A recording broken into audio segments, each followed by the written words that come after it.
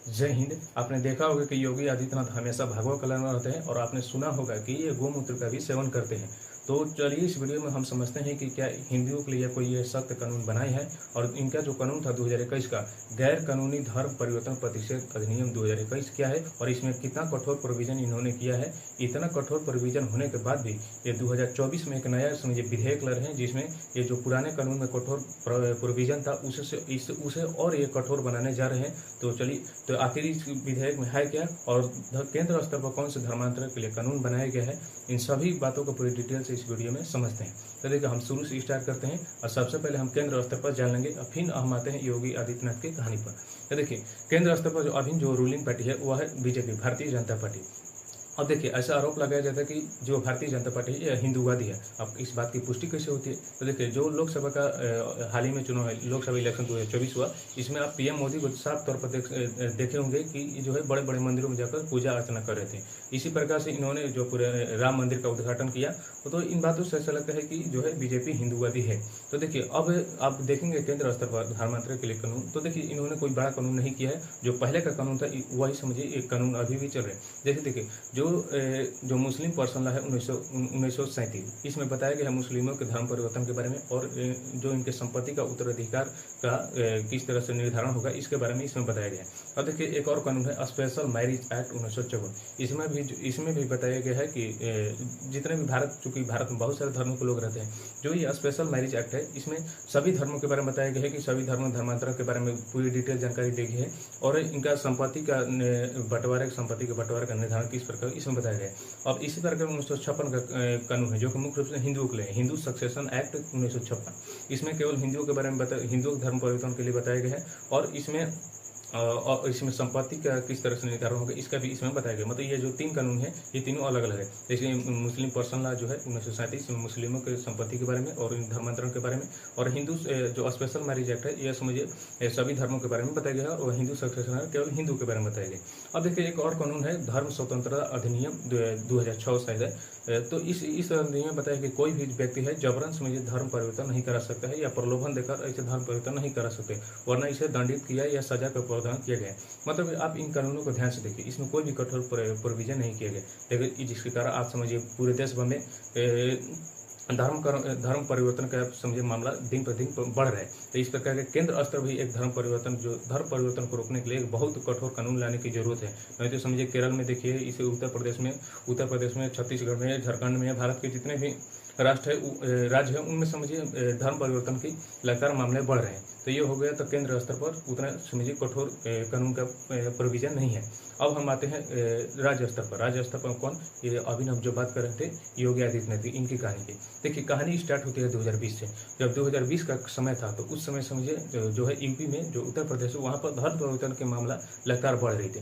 धर्म परिवर्तन लगातार मामले को बढ़ते हुए योगी आदित्यनाथ ने सोचा कि चलिए इसे हम रोकने के लिए कानून लाते हैं। उसमें जब एक अध्यादेश जारी हुआ, सबसे पहले अध्यादेश जारी किया वहाँ के राज्यपाल समझिए सीएम का समय कठपुतली होता है। राज्यपाल ने आदेश जारी किया और जारी करके कहा कि हम धर्म परिवर्तन को रोकने के लिए कानून लाना चाहते हैं। और फिर इसके बाद इसे विधानसभा में लाएगा, विधानसभा में लाकर समझिए इसे कानून का रूप दिया गया। और उस समय जो ये कानून था, उस कानून का नाम था गैर कानूनी धर्म परिवर्तन प्रतिषेध अधिनियम 2021।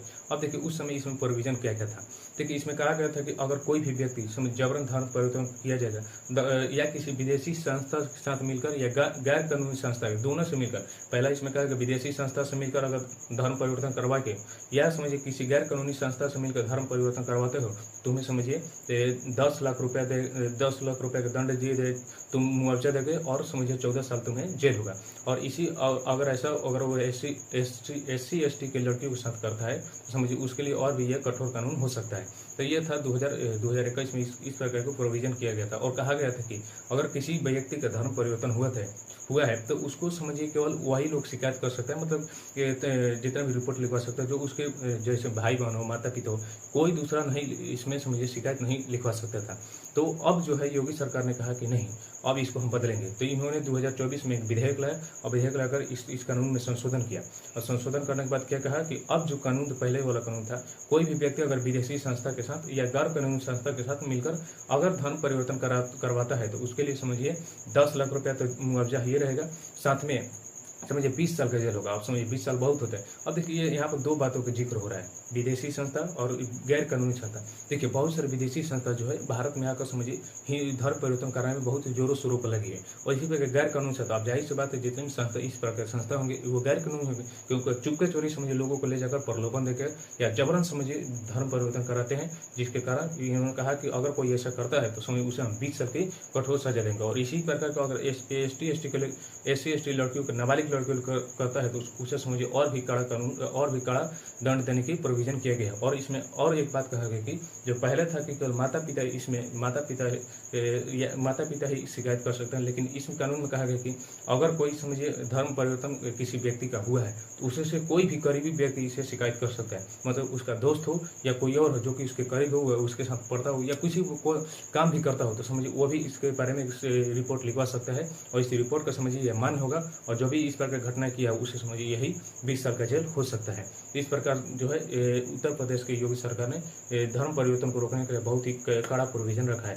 केंद्र लेवल पे ऐसे कानूनों की जरूरत है।